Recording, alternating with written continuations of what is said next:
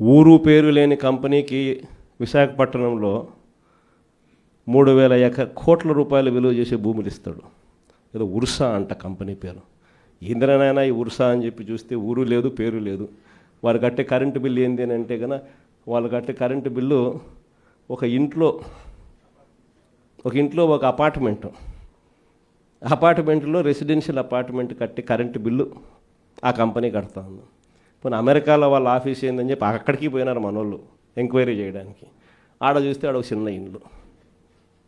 ఊరు పేరు లేని ఈ కంపెనీకి 3,000 కోట్లు విలువ చేసే భూమి 99 పైసలు కంట.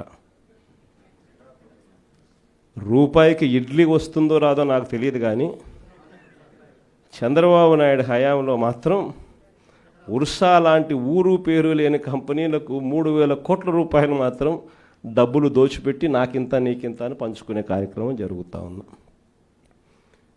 ఇష్టం వచ్చినట్టుగా విశాఖపట్నంలోనే మరో భూమి లూలు గ్రూప్ అంట.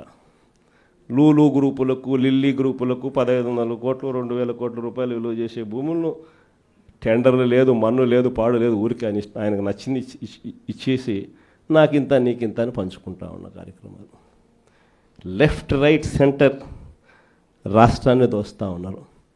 అమరావతిలో ఇవే టెండర్లు, ఇప్పుడు పిలిచిన టెండర్లు 2018లో ఇవే టెండర్లను పిలిచినప్పుడు చంద్రబాబు నాయుడు హయాంలో 5 ఏళ్ల కిందట వీటి విలువ 36,000 కోట్లు. అప్పట్లో సిమెంట్ రేటు, అప్పట్లో స్టీల్ రేటు ఇప్పటికన్నా అప్పుడే ఎక్కువ. ఇప్పుడు ఇంకా తగ్గినాయి సిమెంట్ రేటు, స్టీల్ రేట్లు. అయినా కూడా ఆ 36,000 కోట్ల విలువ ఈరోజు 78,000 కోట్లకు పెంచేసి టెండర్లు వాళ్ళకు సంబంధించిన వాళ్ళకి మాత్రమే రింగ్ ఫామ్ చేసి వాళ్ళ కాంట్రాక్టర్లకు మాత్రమే ఇచ్చుకుంటున్నారు. అంతేకాదు, ఇంతకుముందు మొబిలైజేషన్ అడ్వాన్స్ లేదు. పని చేస్తేనే ఎవడైనా గవర్నమెంట్ డబ్బిచ్చేది. ఈయన వచ్చినాక మొబిలైజేషన్ అడ్వాన్స్ అని కొత్తగా మొదలుపెట్టాడు ఇయడం. అంటే 10% మొబిలైజేషన్ అడ్వాన్స్ ముందే ఇచ్చేస్తాడు, వాళ్ళ దగ్గర నుంచి 8% ఈయన తీసుకుంటాడు. లెఫ్ట్ రైట్ సెంటర్ రాష్ట్రాన్ని దోచేస్తూ ఉన్నారు. చేసిన అప్పులన్నీ ఎక్కడికి పోతూ ఉన్నాయి? ఎందుకు సూపర్ 6 లేవు, ఎందుకు సూపర్ 7 లేవు అని అంటే, ఎందుకు జగన్ చేయగలిగేటాడు, ఎందుకు చంద్రబాబు నాయుడు ఎందుకు చేయలేకపోతున్నాడు అని అంటే కారణం నేను ఇంతకుముందు ఎలక్షన్ అప్పుడే చెప్పిన, జగన్ ఉంటే బట్టలు నొక్కుతాడు, నేరుగా ప్రతి అక్క చెల్లెమ్మ కుటుంబానికి నేరుగా పోతుంది. చంద్రబాబు నాయుడు ఉంటే బటన్లు ఉండవు. చంద్రబాబు నాయుడు ఉంటే నేరుగా ఆయన జోబీలోకి మాత్రమే పోతుంది అని చెప్పి ఎలక్షన్లప్పుడే నేను మొత్తుకొని చెప్పిన. నేను చెప్పిన ఆ రోజు చంద్రబాబు నాయుడు నమ్మడము అని అంటే చంద్రముఖిని నిద్ర లేపడమే అని చెప్పిన.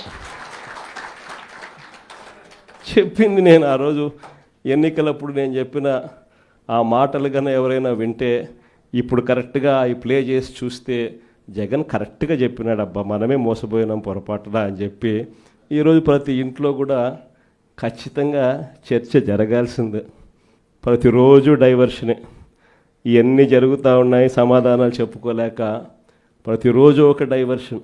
ఓ రోజు లడ్డు అంటాడు, ఇంకో రోజు బోట్ అంటాడు, మరో రోజు ఏమన్నా ఐపీఎస్ ఆఫీసర్ అధికారిని అరెస్ట్ అంటాడు.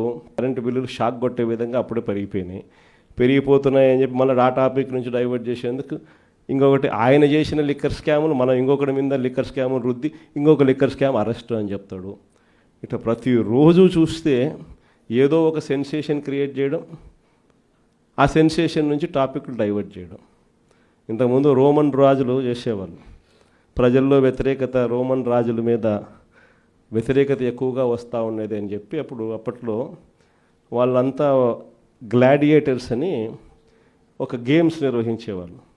దాంట్లో మనుషులను పెట్టేవాళ్ళు, మనుషుల చేతిలో కత్తులు పెట్టేవాళ్ళు, పొడుచుకొని సావండరా నాయన అని చెప్పి వాళ్ళు జంతువులకు అన్ని దాంట్లో పెట్టేవాళ్ళు.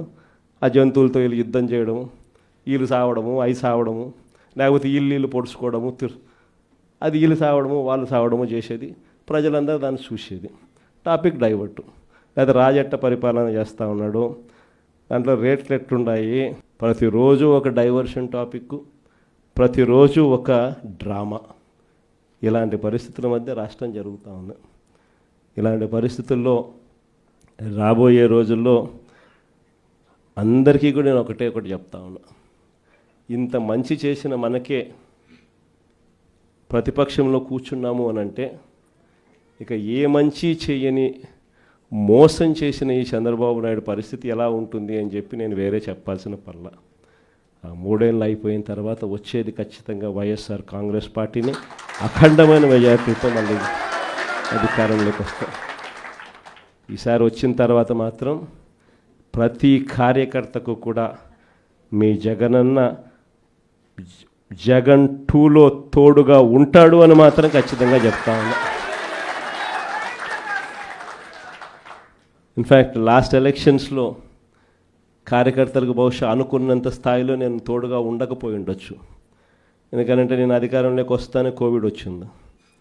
అధికారంలోకి జూన్లో అధికారంలోకి ప్రమాణ స్వీకారం చేశాం. మార్చ్ కల్లా కోవిడ్ వచ్చేసింది. దాని తర్వాత 2 సంవత్సరాలు కోవిడ్లో ఇంకా వేరే దాని మీద ధ్యాసే పెట్టలేకపోయినాం. ప్రజల బాగోగుల మీదనే, ప్రజల ఆరోగ్యం మీదనే, ప్రజలకు సంబంధించిన విషయాల మీదనే పూర్తిగా ధ్యాస పెట్టాల్సిన పరిస్థితుల మధ్య పాలన సాగింది. కానీ ఈసారి మాత్రం ప్రతి కార్యకర్తకు భరోసా ఇస్తూ ఉన్నా. ఈరోజు నా కళ్ళతో నేను చూస్తూ ఉన్నా, కార్యకర్త అనేవాడు ఎంత ఇబ్బంది పడతా ఉన్నాడు అనేది నా కళ్ళతో నేను ఈరోజు చూస్తూ ఉన్నా. పాలన అనేది ఎలా ఉండాలి, ఎలా దిగజారిపోయింది అన్నది కూడా నా కళ్ళతో నేను చూస్తూ ఉన్నా. ఇవన్నీ నేను చూసిన నేపథ్యంలో నేను ప్రతి కార్యకర్తకు చెప్తా ఉన్నా, నెక్స్ట్ రెజీమ్లో మాత్రం జగనన్న మీకు తోడుగా అండగా ఖచ్చితంగా గట్టిగా నిలబడతాడని మాత్రం చెప్తా ఉన్నా.